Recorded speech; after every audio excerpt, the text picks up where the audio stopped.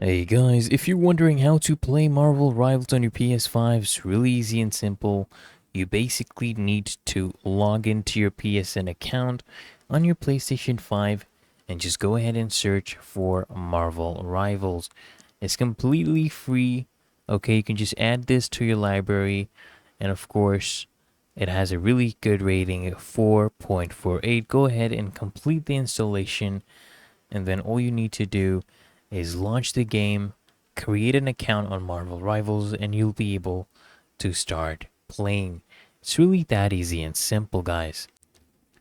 So, I hope this guide provided value to you, and if it did, consider smashing that like button as well as subscribing to frequently asked questions. Turn on those bell notifications so you get notified of the next video, and I'll see you guys in the next one.